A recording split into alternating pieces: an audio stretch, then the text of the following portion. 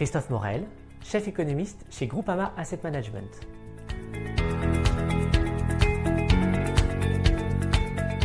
Alors, la perspective d'une reprise forte de l'activité fait désormais consensus. Et sur l'inflation, le scénario dominant, c'est que cette reprise se fera dans la stabilité des prix. Eh bien, nous pensons que cette reprise cyclique va être accompagnée d'une inflation cyclique. Et il y a plusieurs arguments qui plaident pour le retour de l'inflation cyclique. Alors la première raison, c'est qu'il y a une impulsion budgétaire qui est non seulement synchrone dans tous les pays développés, mais qui est aussi exceptionnelle dans ses montants.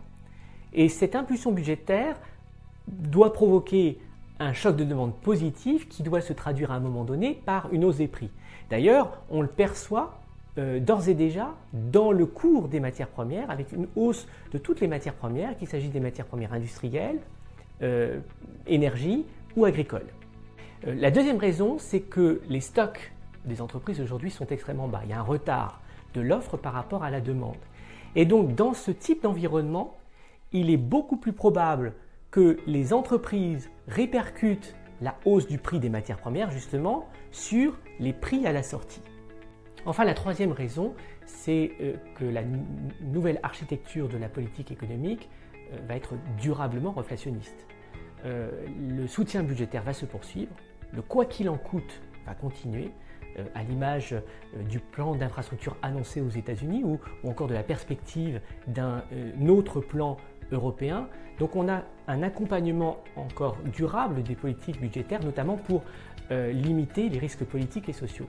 Et à côté de cela, on a des banques centrales qui sont plus tolérantes vis-à-vis de l'inflation. Elles interprètent désormais leur cible d'inflation différemment. La cible de 2% des banques centrales n'est pas un plafond mais une moyenne. Ce qui veut dire que lorsque on observe une inflation qui est à 1% par exemple en bas de cycle, il est juste normal et souhaitable d'avoir une inflation à 3% en haut de cycle si on veut tenir cette moyenne à 2%.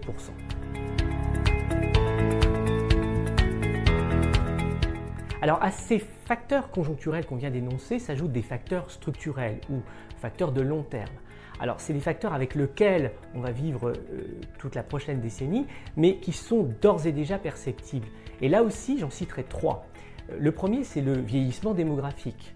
Alors le vieillissement démographique se traduit par le fait qu'il y a à un moment donné plus de consommateurs et moins de producteurs, donc plus de demandes relativement à l'offre, et cela à un moment donné, ça se traduit aussi par une pression haussière sur les prix.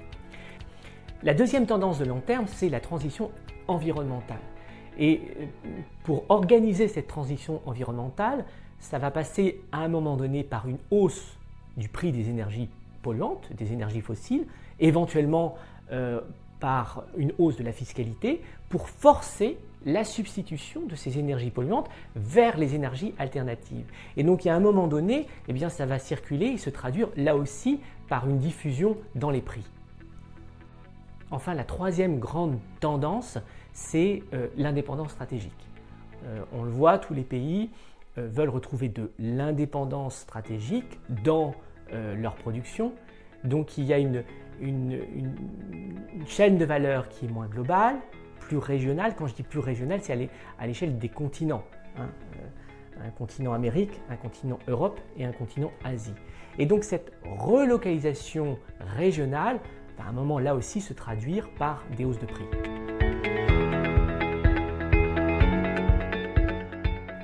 Alors, on doit s'attendre à un retour de l'inflation cyclique, mais on ne doit pas craindre cette inflation. Alors bien sûr, pour les investisseurs financiers, j'ai envie de dire l'une des incertitudes primordiales, c'est l'incertitude nominale, c'est-à-dire l'incertitude autour des prix.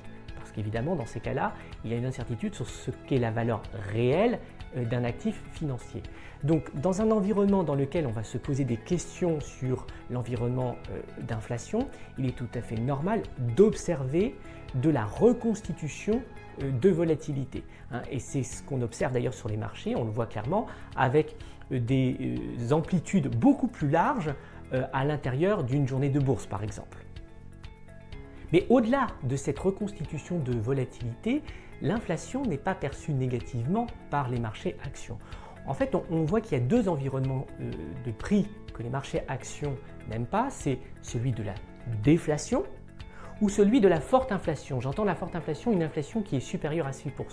Donc tant qu'on est dans ces bornes-là, eh bien cette inflation-là n'est pas à craindre, elle n'est pas pénalisée par les marchés actions. Donc au total, on s'attend à une reprise cyclique forte et assez normalement cette reprise cyclique sera suivie d'une inflation cyclique. Maintenant, est-ce que l'on doit craindre cette inflation ?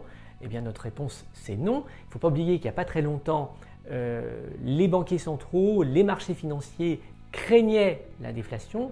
Donc pourquoi maintenant craindre le retour d'un peu d'inflation ?